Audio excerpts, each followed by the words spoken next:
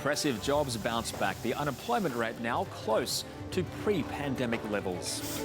Italy mourns its COVID-19 victims as European leaders weigh up drastic measures to vaccinate the public faster. A crime that sparked a national conversation about racism. US police charge a young man with 8 counts of murder. And one man's fight to be recognised as his late partner's next of kin.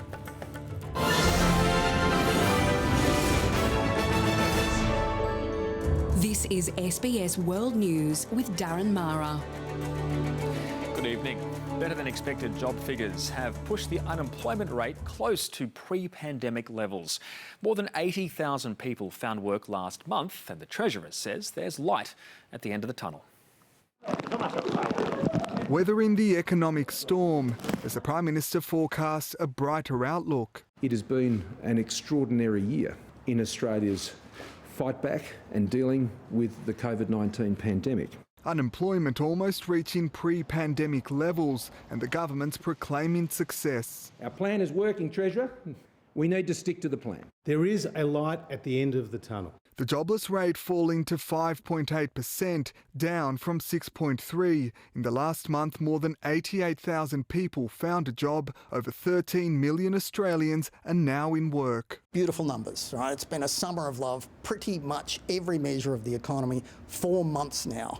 Australia's been outperforming, and now we have the same number of jobs that we had a year ago. But while economists agree the numbers are impressive, it's unlikely to last long as the JobKeeper wage subsidy finishes at the end of the month. And we know that JobKeeper is coming off at the end of March, and it will be bumpy, it will be challenging, and the economy will continue to go through the transition. Scott Morrison says it's the right time. JobKeeper must come to an end. It's done its job. It has saved the Australian economy, and I'm absolutely certain that JobKeeper has saved lives. We're going to hit the end of JobKeeper with momentum. So although end of JobKeeper means job losses and business closures, it's looking less and less of a problem for the wider economy. The government's cuts to JobKeeper will cut jobs. It's that simple. The future of JobKeeper is in the hands of the Morrison government, so any job losses which come from JobKeeper cuts will be on their heads. The Treasurer has previously said the budget deficit repair won't happen until the jobless rate is comfortably under 6%. Labor's criticised the goal as too meagre, and economists believe it's time to set a new one. It's not ambitious enough today. Our success says we can do better still. The government should be aiming, in effect, for an unemployment rate of 5 or even 4.5%. Pablo Vinales, SBS World News. For the first time, Brazil has recorded more than 90,000 new coronavirus infections in a single day, pushing its health system closer to the brink of collapse. More than 284,000 lives have now been lost since the country's first case was recorded in February last year. A field hospital in Sao Paulo helping carry the burden of Brazil's health service, which is now enduring its worst crisis in its history. What we're seeing now are patients arriving quickly. Time spent by these patients here is very long, and there are no vacancies for more to arrive. Intensive care units across the country at or near capacity. Brazil's death toll figures second only to the US.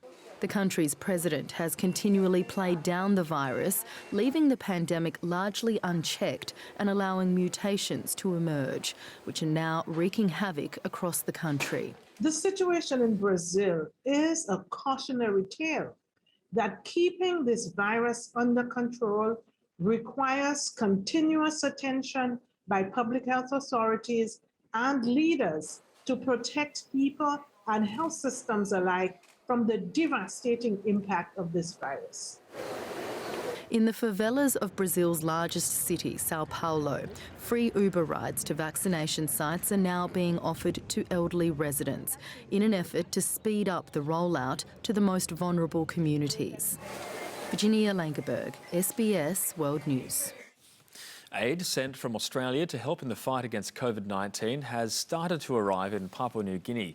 The medical supplies include vaccines, masks and tents to be used for triaging patients. A total of 122 workers have tested positive at the country's main hospital, intensifying the pressure produced by a recent surge in cases. Well, Germany has witnessed its biggest daily rise in COVID-19 cases since January.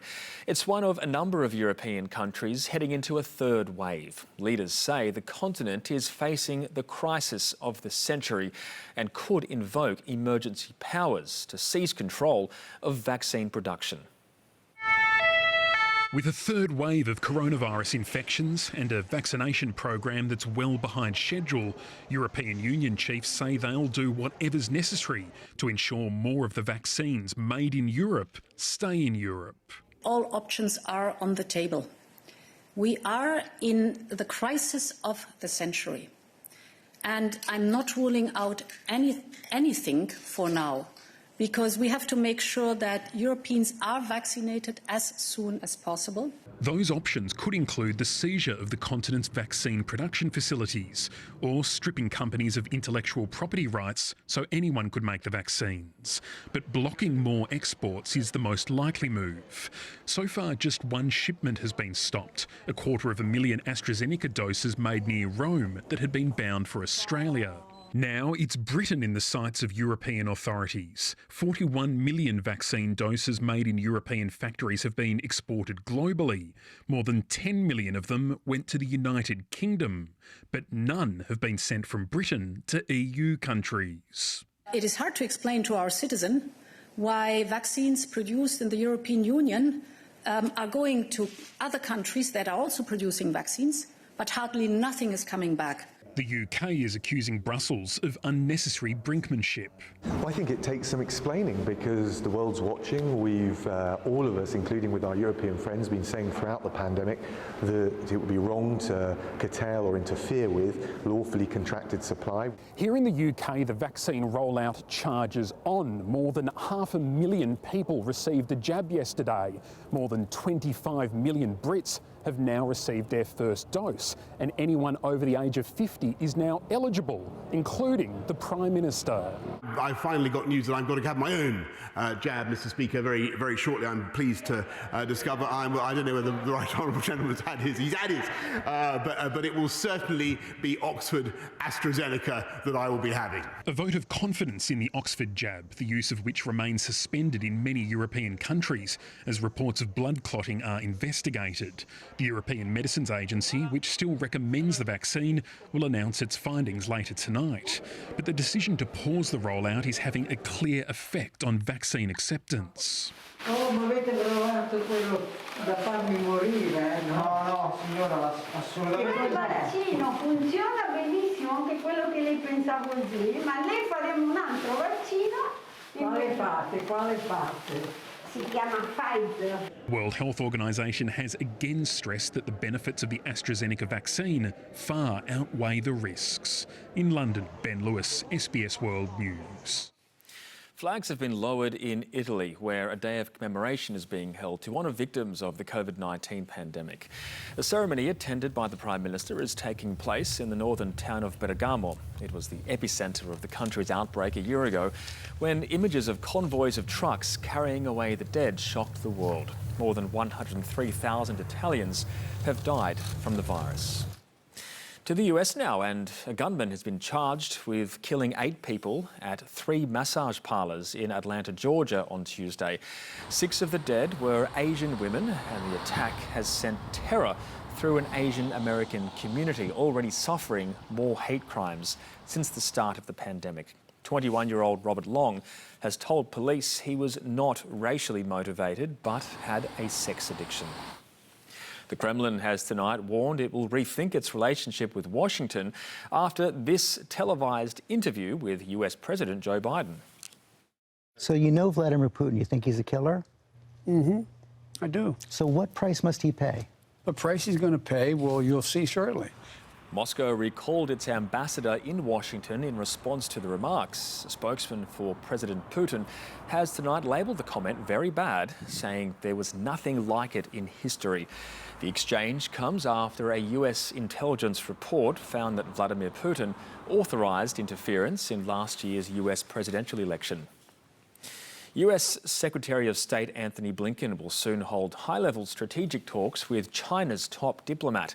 Chinese Foreign Minister Wang Yi and other officials have touched down in Anchorage, Alaska tonight, ahead of the talks, which come amid heightened tensions between the two powers. The talks are expected to cover thorny issues such as trade, human rights in Hong Kong and Xinjiang, and Beijing's territorial claims in the South China Sea. But China's ambassador to the US has already hosed down hopes of any agreements coming out of the talks.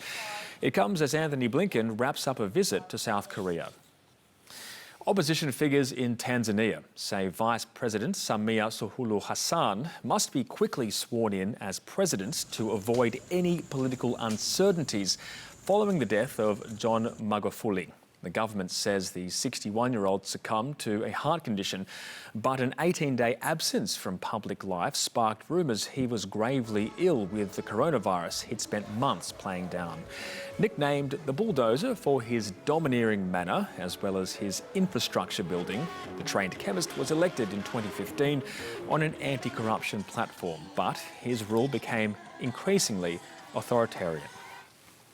Coming up next, angry backlash against calls for a sexual consent app.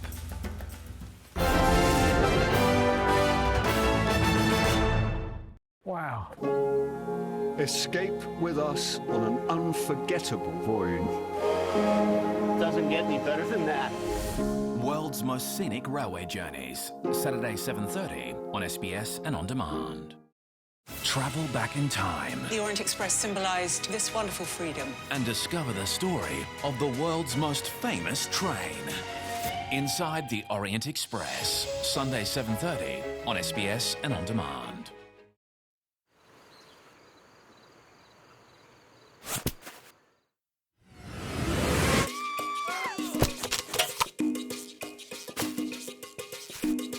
Don't be a tosser. If it's not in the bin, it's on you.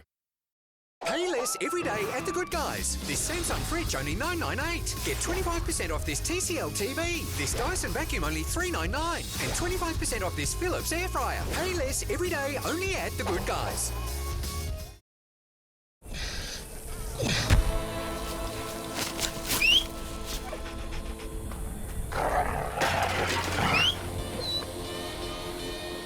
Stay. G'day.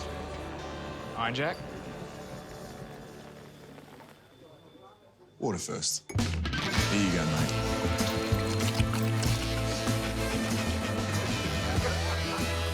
Iron Jack. Thirst-crushing refreshment. I'm home. What'll it be tonight? I just want a relaxing night on the couch.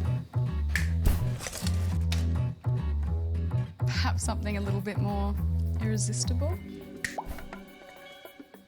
Not bad. But... Rich cream, crunchy biscuit and luscious Tim Tam chocolate. Come home to the magic of a Tim Tam. What more could you wish for? It's all around us, no need to look far. Maybe a sunrise, perhaps in a smile. Some say it's magic. Cherish those golden to us this Easter. Fragrant hazelnuts, smooth velvety chocolate, wrapped in precious gold. Ferrero Rocher, say it with gold. At Priceline Pharmacy, we're celebrating you with savings like half price off the Olay skincare range. Get that holiday glow even without the holiday with new Olay Super Serums. So join us at Priceline Pharmacy, where every day is a festival of you.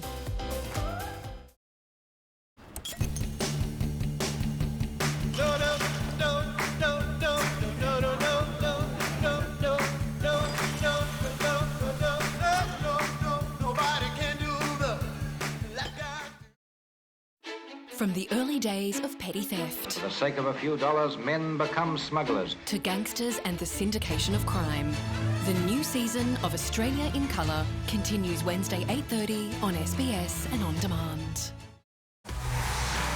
Massive moment. And he goes bang!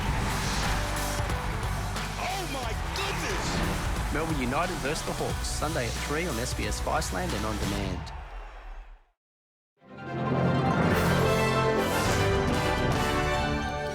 The government is facing renewed pressure over its controversial sports grants scheme after a Senate report recommended an overhaul to the program. The report calls for funding to be given to all the sports projects recommended by Sports Australia but rejected by then Sports Minister Bridget McKenzie. It comes more than a year after the Auditor General found the program had favoured projects in coalition and marginal seats. The Labor-led inquiry also accused the government of a lack of transparency and called for the Prime Minister to explain the role his office played in allocating funding. Government members of the Senate committee conducting the inquiry issued a dissenting report saying the program had been an outstanding success. Aboriginal health services have been praised for their handling of the pandemic, successfully keeping Indigenous communities virus-free and without a single death. That triumph highlighted in the annual Close the Gap campaign report, which draws attention to the strengths and possibilities of Aboriginal-led initiatives. Stay on country, care for family. Stay on country, care for family. Stay on country, care for family. During the pandemic, keeping the virus out of vulnerable Indigenous communities was always going to be a huge challenge. But with Indigenous-led organisations taking charge, they were able to do just that. Keep your mobs safe. Keep your family at home. It's a key takeaway from this year's Close the Gap report that Indigenous Australians were 6 times less likely to contract COVID-19 than the wider population. This report highlights the amazing success stories, and no greater success is, our community's outcomes with COVID-19. Just one of many success stories highlighted in the report, from bushfire response to pandemic prevention. It argues when First Nations peoples have autonomy over their own policies and programs, success follows. We know that our mob, they deliver better health outcomes through programs that are designed, led and implemented by our people. But the authors are still painfully aware of the barriers, noting systemic racism, a lack of health infrastructure and funding mean there are still stark inequalities. The report includes 15 recommendations for structural reform, including the implementation of the Uluru Statement from the Heart, spearheaded by a First Nations voice to Parliament. It also calls for the age of criminal responsibility to be raised from 10 to 14 years, in line with international conventions, and for the disproportionately high imprisonment rates to be addressed. It notes community-led initiatives, including culturally safe and accessible mental health services, need to be supported too. So we have known for a long time that health services are not culturally safe, and therefore they're not necessarily accessible in the way that they need to. The Australian government will deliver its Closing the Gap plan in July, when advocates hope it will put its trust in local organisations to do just that. Amelia Dunn, SBS World News. New South Wales Police Commissioner Mick Fuller has defended his proposal for a so-called consent app as a way of preventing sexual assault, saying it could help normalise conversations around consent. Women's rights advocates have queried how the app would work in practice and expressed concern that it could lock a woman into consent against her will. Consent is not a tick box exercise. It should be something that a discussion, a conversation that begins prior to having sex and it continues throughout the entire encounter. Mr Fuller conceded there were problems with the idea, but said new approaches to the issue need to be considered. I would hope that the app stops matters going into the justice system, because the justice system doesn't seem to be helping the offenders in these matters or all the victims. Reports of sexual assault grew faster than any other violent crime in the state last year. A Hobart man denied next of kin status when his same-sex partner died unexpectedly has lost his anti-discrimination appeal. Tasmania's Supreme Court ruled the coroner's office is immune to discrimination complaints. Activists will now fight to have that legislation changed. Ben Jago remembers his partner Nathan Lunson as a fun-loving, generous man. He was just a lovely, sweet person who made me happy, I guess. The couple were together for more than 5 years, but when Nathan took his own life in 2015, Ben was denied next of kin status by the coroner. Because they were in a de facto relationship, the coroner's office refused to accept the relationship as being significant. This week, the Tasmanian Supreme Court ruled the coroner's office is immune from complaints under the anti-discrimination law. It's been a burden in terms of the amount of effort that has to go into the case and the amount of decisions that have to be reviewed, speaking to lawyers and just the amount of time that you have to take out of your own life to do that. Now, Equality Tasmania is demanding the state government change that legislation and apologise to Ben. Many LGBTIQ people experience the stigma of being told that we have to prove who we are, that our relationships aren't valid and that we need to somehow go that extra mile. In a statement, Tasmania's Attorney-General Elise Archer said, "I wish to express my condolences to Mr Jago for the loss of Nathan. I am now seeking further information from my department on the outcome of the Supreme Court's decision and will consider its implications." Despite same-sex marriage now being legal, Mr Jago fears other couples could still face this discrimination if they're not married. Very upset. Yeah, very upset. It would certainly bring back what I've been through again and put someone else through what I've been through, which I wouldn't wish on anyone. A protest to show solidarity with Ben Jago will be held outside the coroner's office in Hobart tomorrow. Sarah Maunder, SBS World News. Well, in a world first, an Australian-led team of international scientists has created what it calls model human embryos made from adult skin cells without using eggs or sperm. Produced in a Monash University laboratory, the team hopes the breakthrough development will help advance treatments and research into the first few days of human development, as well as the causes of early miscarriage and infertility. Will allow us now to look into the first 10 days of few weeks of human development, which before we only could do with the embryos donated to science. So now we have a model where we can look at this at a big scale. The discovery has raised ethical questions, but the National Health and Medical Research Council says the team adhered to the rules governing human embryo research. Researchers are banned from developing an embryo outside the body of a woman for more than 14 days. Well, it's been a long time coming, but crowds have finally returned to the AFL in Victoria. Tickets for tonight's season opener officially sold out, with the state government now allowing up to 50,000 people into the MCG. The match between Richmond and Carlton, the first played in front of a crowd since the Tigers' win in the 2019 Grand Final. Richmond used the occasion to celebrate their premiership wins for 2019 and 2020, the Tigers running out 25-point wins. To finance now, and the jobs data weighed on the Australian share market today, the 200 falling 0.7%. The retailers and some travel stocks did well today, so too did gold producers. But the banks were down, along with the miners and technology players. Markets in Europe ahead at the start of their trading day, and one Aussie dollar is buying a little over 78 US cents. Coming up next, the weather and postcards from lockdown. The social project exposing closely guarded pandemic secrets.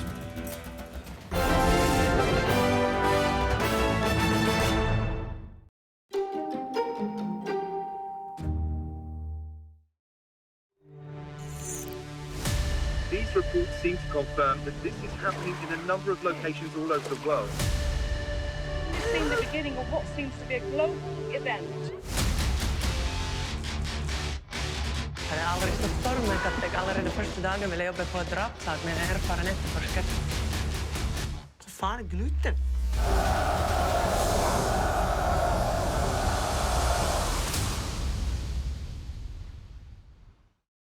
At Aware Super, we are inspired by our members to breathe life into our communities. We believe you can do well for yourself at the same time as doing good for all. As one of Australia's best performing super funds, we deliver strong long-term returns for our members at the same time as investing in affordable housing, renewable energy and critical infrastructure. Become aware today.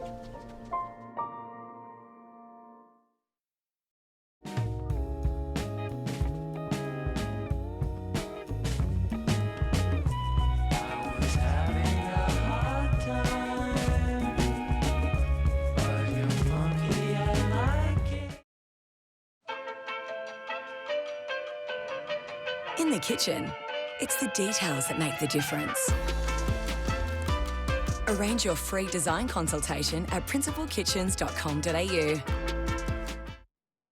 Before you choose the bench tops and basins or the doors and floors, think about an even bigger decision, the frame that holds everything up. A house frame made with true core steel has the inner strength and durability to remain straight and true for you and your family now and in the future. To find builders using true core steel, visit truecore.com.au.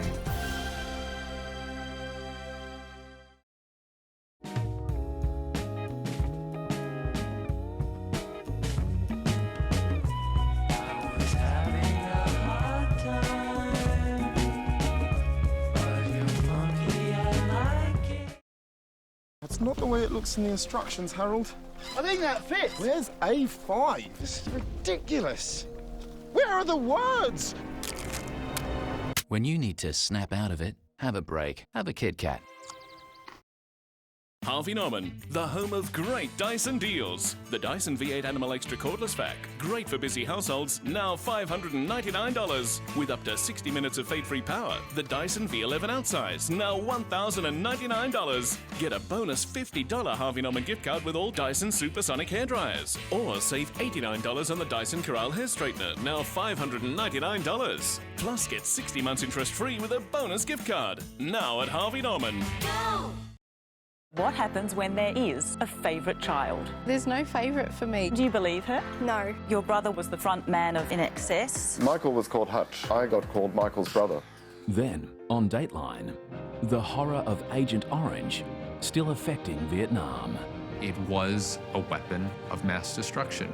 And the brave battle for justice. At 10 on the feed, the shady world of social media. That's Tuesday on SBS and on demand. To the weather now. In the major centres, a shower or two in Darwin and Brisbane, a possible storm in Sydney, a shower or two in Canberra, partly cloudy in Melbourne, sunny in Hobart and Adelaide, very hot in Perth. Further afield, partly cloudy in Auckland, thunder in Samoa, showers in Nadi, partly cloudy in Noumea. In Southeast Asia, partly cloudy in Bangkok, rain in Denpasar, thunder in Kuala Lumpur. Further north, drizzle in Beijing, cloudy in Manila and Seoul, cloudy in Tokyo. Heading west, fine in Beirut and Jerusalem, foggy in Delhi, partly cloudy in Islamabad. To Europe, snow in Berlin, rain in Istanbul, a few showers in London, partly cloudy in Budapest. In Africa, partly cloudy in Addis Ababa, fine in Cairo, drizzle in Casablanca, thunder in Lagos. In South America, partly cloudy in Asuncion, rain in Bogota, cloudy in Lima, rain in Rio. And for North America, snow in New York and Washington, fine in Chicago, showers in Havana. Well, time in lockdown has given many people around the world plenty of time to think, and a stationery shop in London is delving into those deep thoughts. It's sending out postcards and asking for them to be returned anonymously with a lockdown secret. I thought, how nice if people could just simply confess something anonymously, be it funny, profound, moving, poignant. Eleanor's craft is cards, and now secrets. Locked away for almost a year, we all have them, and in this little shop, anonymously, they're collected. Sex is a theme, food is a theme. There's lots about love as well, and then a lot of people not wanting to unlock. This one, my secret is within. Look, it comes with a little envelope. And inside it says, I loved lockdown. You may not want to say it aloud, so Eleanor sends out these postcards to whoever wants or needs them. And what comes back is a treasure trove of human emotion. This amazing one here, I finally stood up for myself after 37 years. It bleeped things up. I almost lost everything. I don't regret it. I refuse to feel guilty for it. I am having passionate secret sex with another man's wife, and I love it. Love it. A lot of lockdown rules been broken with that one, though. Yeah, I mean, there's definitely a few rules have been broken, for sure. Every day now, secrets from all over the world are pouring in. Have you been reading any of them, by the way, when it's becoming? Aren't they good? And today's, like all others, are a mix. Read it from James, age 8. I got a girlfriend. No! James, age 8. Good on you! Well done, James, Come on. age 8. And in lockdown. Probably one of the most powerful ones in the whole collection, and I haven't put it on Instagram because it's, well, I'll read it to you and you can see. As you can see, it's quite a naive, almost childlike drawing of an NHS rainbow with some clouds, and it says, "My dad survived COVID!" exclamation mark. And in the little red arc it says, "But I wish he hadn't." And you think, crikey. These are tiny, unique insights into a unique moment in history. And now museums have asked to curate these keepsakes of a time many may wish to forget. Touching. Paul McNamara reporting there from London. And that is The World this Thursday. The SBS News website has all the latest stories, and you can get news anywhere, anytime with the SBS News app. I'm Darren Mara from the team. Good night.